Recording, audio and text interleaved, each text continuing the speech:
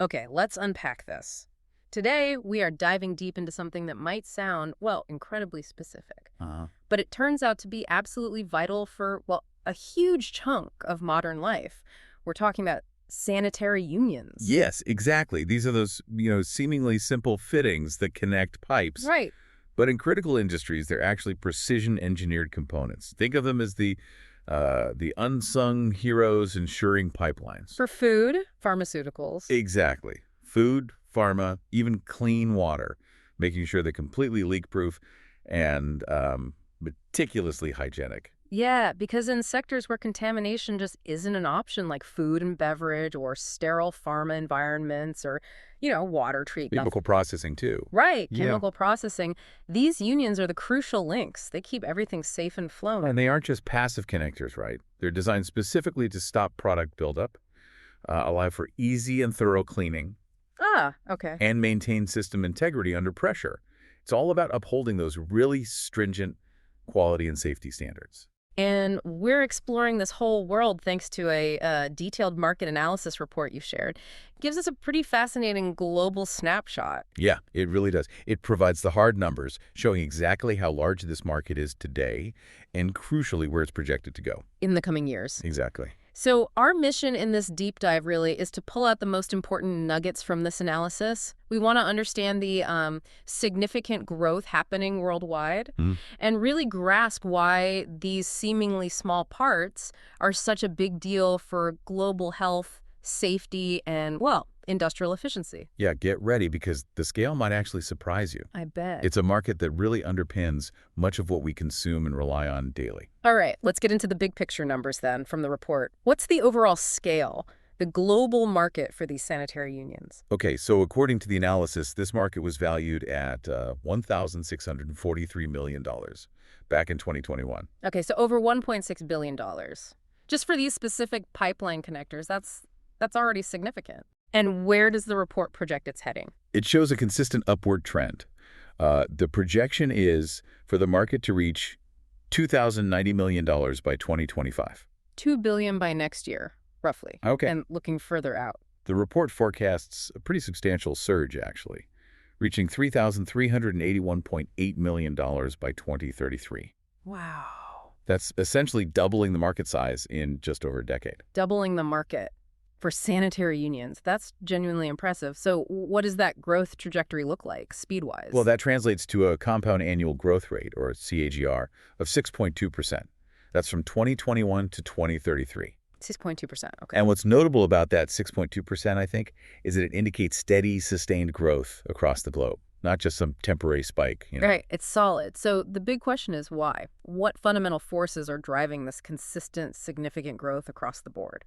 Well, what's fascinating here, and the report highlights this, is that the growth is intrinsically linked to two major global trends. Okay. Increasing hygiene standards and tightening regulations across sensitive industries worldwide. Excellent. Yeah, as countries and companies prioritize safety, whether it's food processing, ensuring pharmaceutical purity, or just maintaining clean water supplies, the demand for these reliable sanitary connections just goes up. Because you can't have contamination if your connections are, well, perfect or as near perfect as possible. Precisely. And the report also points to a massive global effort towards modernizing aging industrial infrastructure. Ah, upgrading. Exactly. Many older facilities need to be upgraded to meet current stricter standards. And replacing old pipe connections with modern sanitary unions is a key part of that. So it's building new and fixing the old. Right. Okay, that provides really crucial context for the overall number. Now let's drill down a bit. The report gives us a region by region look. It does. And you can see different drivers playing out in different parts of the world. Where should we start? Let's start with North America. The report identifies it as a major market driven by advanced food-grade processing, pharmaceutical manufacturing, and particularly strong regulatory frameworks like the FDA in the U.S. Always a big factor. And looking at the values there. North America was the largest market in 2021 at $662.5 million. Okay. It's expected to grow to $819.7 million by 2025 and continue upward to $1,245.2 million by 2033. Okay, so strong growth. And within North America, the United States is clearly the dominant player. The values start at $524.4 million in 2021. Yeah, the lion's share. Rising to $641.5 million in 2025 and projected to hit $952.1 million by 2033. That growth, as you said, heavily influenced by those demanding FDA regs and just the existing scale of its industries. Definitely. Canada shows steady, solid growth, too, moving from $99.4 million in 2021 to $126.2 million in 2025. Okay. Reaching $200.5 million by 2033. Consistent. But here's where the North America picture gets particularly interesting, I think. Mexico, while its market value is smaller initially, starting at $38.7 million in 2021. Look at its trajectory, $52 million in 2025. And a projected $92.6 million by 2033. The report specifically notes Mexico is outpacing the growth rate of its neighbors. Yeah, that's a key insight. What does that tell us? Well, that faster growth rate in Mexico compared to the more, let's say, established markets of the U.S. and Canada, it suggests Mexico isn't just growing incrementally. Right. It's rapidly expanding its capacity in these sensitive manufacturing sectors. They're becoming a major manufacturing hub, especially in Latin America. Building out new facilities. Exactly. Yeah. Building new facilities that inherently require these high-standard sanitary connections right from day one. So it's growth fueled much more by new construction and new capacity, maybe, rather than just upgrades. That's a really clear picture of different growth dynamics just within one region. Okay, shifting gears. How does the picture compare when we look across the Atlantic at Europe? Europe's another major market, driven by robust engineering industries and a long-standing adherence to high hygiene standards, often influenced by EU directives, of course. Right, standardization. And the numbers there. Europe's market value was $463.2 million in 2021, climbing to $582.9 million by 2025. Okay. And projected for $916.1 million in 2033. So still very significant growth. And drilling down into the major European economies, Germany, known for its industrial precision, leads the way, moving from $94.8 million in 2021 to $116.9 million in 2025 and $175.5 million by 2033. This audio was created with podcastle.ai. and $175.5 million by 2033. The UK is also a significant contributor, figures going from $82.3 million to $100.7 million and up to $147.2 million. France shows consistent demand as well, from $69 million to $85.1 million and $93.8 million. Solid performers. And similar to Mexico and North America, the report points out Spain has a stronger CIGR in Europe. It's 7.5%. Right. Its value grows from $29.6 million in 2021 to $39.5 million in 2025, hitting $70.4 million by 2033. What might be driving Spain's faster pace relative to, say, Germany? Well, that stronger CAGR in Spain, Yeah. it could be linked to specific areas of investment. The report doesn't give, exhaustive detail. But it's likely driven by maybe significant expansion or modernization efforts in its food and beverage export sectors, or perhaps accelerated adoption of specific EU hygiene standards across industries. Maybe playing catch-up in certain areas compared to, like you said, industrial powerhouses like Germany. That makes sense.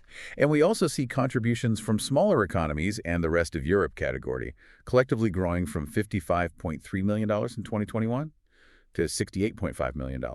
And then $115.9 million. Okay, now onto the region the report flags as the fastest growing hub, Asian Pacific. Yeah, APAC.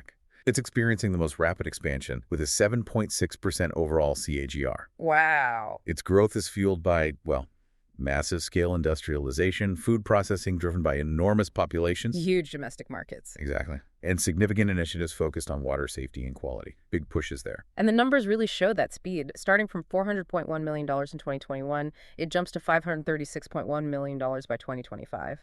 And a substantial $962.1 million by 2033, nearly hitting $1 billion. China, unsurprisingly, leads the charge in absolute terms, reflecting its rapid factory expansions. Right. Its market moves from $147.5 million in 2021 to $203 million in 2025, and nearly $376.9 million by 2033. Huge numbers. But here's a really striking detail. India has the highest individual country CAGR in the report. It's 8.7%. That's right. Very high. Its market is accelerating from $53.1 million in 2021 to $74.3 million in 2025, hitting $144.9 million by 2033. Japan, while more mature, is still evolving and growing steadily from $81.1 million to $103.3 million and $168.1 million. Yeah, the contrast between China and India is insightful, I think. China's growth is enormous due to the sheer volume of new facilities being built, just scale. Right. India's slightly higher percentage growth, at 8.7%, might suggest a fast rate of adoption within its expanding industrial base. Perhaps driven intensely by both its vast domestic market needs and an increasing focus on meeting international export standards for food and pharma. A combination effect. Could be. And the report points out other contributors too, like South Korea and Australia, and Southeast Asia specifically. What about Southeast Asia? It's showing rising demand due to more stringent food safety regulations really kicking in, growing from $37.4 million to $50.6 million. Okay. And projected to nearly double to $91.8 million by 2033.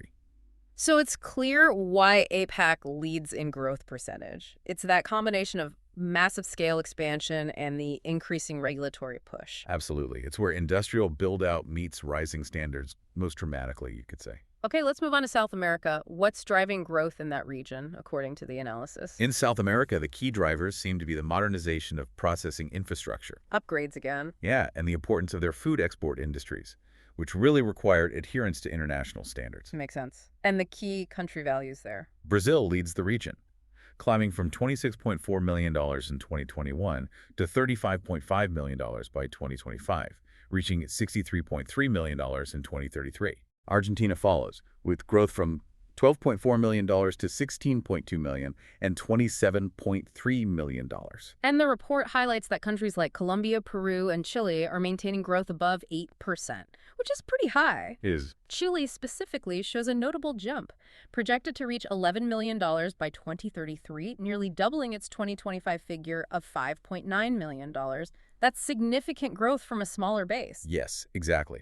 The growth across South America, and particularly in countries like Chile, is very much tied to their position in global food supply chains. Right. As they invest in modernizing their processing facilities to meet those demanding international quality and safety requirements for exports, the need for components like high-quality sanitary unions just increases proportionally. It's a clear example of global trade dynamics driving demand. Very clear.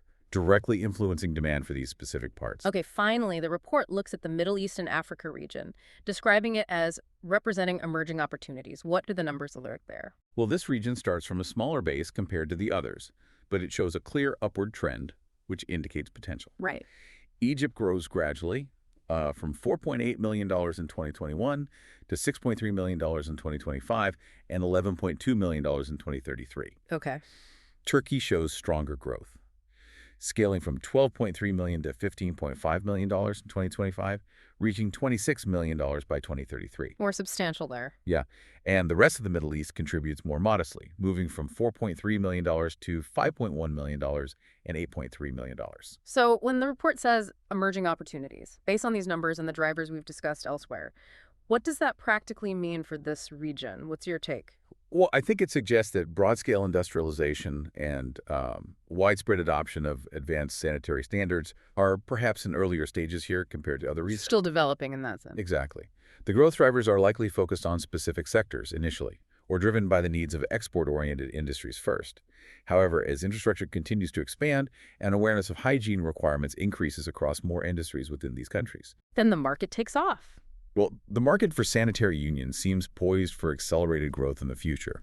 It feels like a market just beginning to unlock its potential there. Okay, so pulling all this data and these regional insights together, you can really see a clear global pattern emerging, can't you? Definitely. In developed regions like North America and Europe, you've got steady, significant growth, primarily driven by maintaining high compliance levels, continuous tech upgrades, regulatory adherence. Right, keeping up and improving. Well, in emerging economies, particularly evident in Asia, Pacific, South America, and now beginning in the Middle East and Africa, you're seeing faster, accelerated uptake. Yeah, much faster percentage growth, often. Fueled by that large-scale infrastructure expansion, building entirely new factories and processing plants, combined with rapidly increasing awareness and, crucially, mandatory implementation of food safety and hygiene regs. It really highlights that these sanitary unions, while maybe not the most headline-grabbing components. Not exactly glamorous. Not glamorous, no. But they are absolutely fundamental links in the chain of global public health and efficient, safe production systems. The numbers in this report just underscore how vital and growing this sort of unseen industry is. You really do. Yeah. The analysis paints a very clear picture of a steady, increasing demand across all geographies. It solidifies the vital and growing role these components play in ensuring the safety and efficiency of global industrial ecosystems, from the food we eat to the medicine we take. So we've seen the scale, the impressive growth trajectory, and the distinct regional drivers shaping the sanitary union market, all according to this detailed analysis.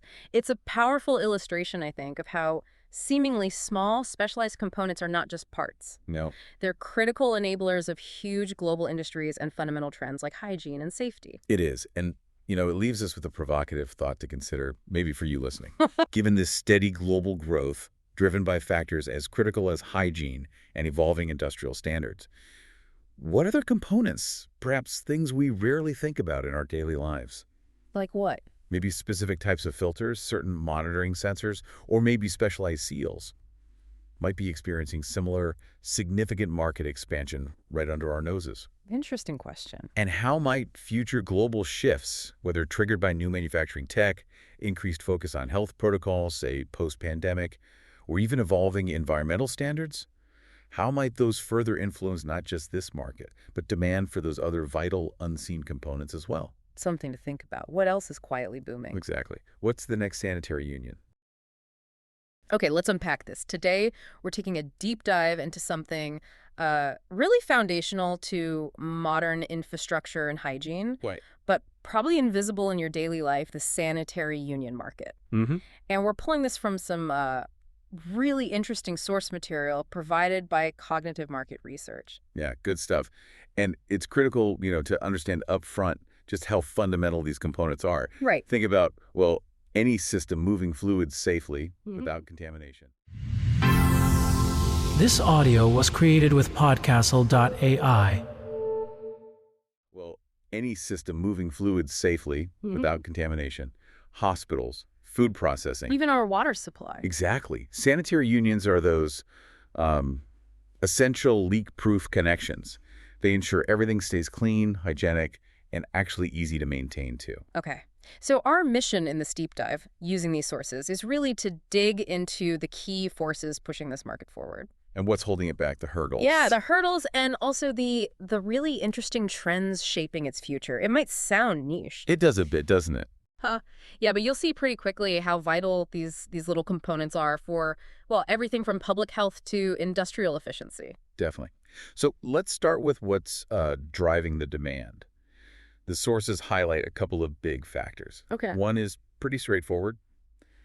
Just global growth in construction, commercial, residential. Makes sense. More buildings, more pipes. Precisely. As economies develop, populations grow. The sources mention places like India and the U.S. specifically. New infrastructure needs reliable piping systems. And that means lots of sanitary connections. A whole lot. But it's not just about putting pipes in the ground, is it? No, I guess not. There's more to it. Yeah, a huge, maybe even bigger driver, especially more recently, is this intensified focus on hygiene and sanitation across, almost every industry. Ah, right. That heightened awareness. Regulations probably play a part too. Absolutely. That awareness, amplified by regulatory pressure, it's significantly boosting demand for components that don't just connect pipes, but guarantee no contamination pathways. Guarantee. Okay. The sources, they specifically point to more adoption of advanced piping systems. Think pharmaceuticals, food and beverage, even newer fields like biotech. And they need specific types of fittings. Exactly. Often stainless steel sanitary unions designed specifically to support advanced cleaning processes. Okay, and what kind of cleaning are we talking about? The sources mention specifics. They do. They talk about unions needing to be compatible with CIP. CIP. Clean in place. It's huge. Instead of taking everything apart to clean it, You just circulate cleaning fluids through the system. Got it. right. And for unions to work in CIP, they need specific designs, minimal dead space, where bacteria could hide. Like tiny crevices. Exactly. And ultra-smooth internal finishes. This all ties directly back to meeting really stringent guidelines mentioned in the sources, Standards like like 3A for dairy and food, or FDA and EHEDG standards, critical for pharma and general hygienic engineering. They basically certify the components are designed to be cleaned effectively, safely. Okay, so construction needs strict hygiene standards, pushing demand, needing sophisticated designs for things like CIP and meeting those key certifications. But what about the brakes? What did the sources say holds the market back? There are definitely hurdles. The sources identify high material costs as a significant restraint. Stainless steel isn't cheap, I suppose. Especially the higher grades or specialized alloys you need for corrosive environments. It's expensive. That upfront cost can be a real barrier. For who mainly? Smaller players. Yeah, particularly for smaller operations or maybe in regions where infrastructure budgets are tight. And does that cost lead to, compromises? Did the research touch on that? Unfortunately, yes. The sources indicate that in cost-sensitive areas or maybe where regulations are less strict, cheaper, non-certified alternatives might get chosen. Yeah. They look the same but aren't. Pretty much. They often lack that proper hygienic design or the right material quality that could potentially compromise safety and long-term reliability. Risky. Any other restraints noted? Complexity was another one. These specialized unions, they need skilled labor for correct installation, for maintenance. Right, if it's not installed perfectly. You risk leaks, system inefficiency, and again, potential contamination points.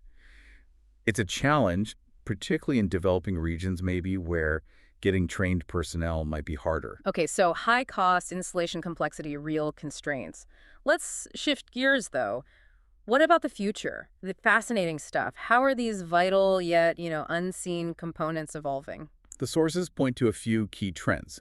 Building on what we just discussed, there's this relentless drive towards even stricter hygienic design. Refining things even further. Exactly. Refining those smooth surfaces, eliminating every tiny crevice. It's directly linked to optimizing those CIP systems we talked about and meeting ever tougher standards globally. Makes complete sense. Design for absolute cleanability is key. What else did the research uncover? Sustainability. That's another significant trend identified. How does that apply here? Well, there's a growing preference, especially from bigger corporations, for components that fit with environmental goals.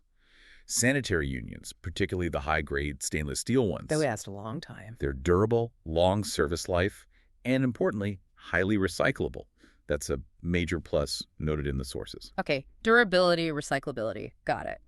Thinking even further out, is technology playing a role in something as seemingly mechanical as a pipe union? This is where it gets really interesting, and it kind of raises a big question about future infrastructure. The sources discuss the early stages of integrating smart technologies. Smart tech in a union. Yeah, we're starting to see sanitary unions designed to maybe incorporate sensors or connect into IoT networks within advanced factories or smart buildings. Sensors? What could sensors on a union possibly monitor? According to the research, it's about real-time monitoring of critical parameters. Things like pressure, temperature, flow rate. Detecting tiny leaks, maybe? Or even detecting microleaks very early on, exactly. This kind of data integration, it transforms these mechanical parts into intelligent nodes in a system. Wow. It allows for predictive maintenance, optimizing operations, enhancing safety monitoring. It really positions them as, foundational elements in the connected infrastructure we're building. Taking an essential connection point and giving it digital intelligence. Okay, so to wrap this deep dive up then. Yeah. We've seen the market for sanitary unions pushed by basic needs like construction and hygiene, pulled back by challenges like cost and complexity, but definitely moving forward rapidly, thanks to advances in hygienic design, sustainability, and this emerging integration with smart tech. These components, though often hidden, are truly critical for safety, for efficiency, in the systems that, underpin our modern lives. They are indeed quietly essential. And that leaves us with a final thought for you, the listener, to consider based on these sources. As this smart technology integrates further into our infrastructure, offering real-time data and enhanced safety, how might that balance shift? The balance between the initial, potentially high upfront cost of buying top-tier, maybe smart-enabled sanitary unions. Right, versus the long-term value you get from that continuous monitoring, the optimized performance, and crucially, the guaranteed safety, something to think about. This audio was created with Podcastle.ai.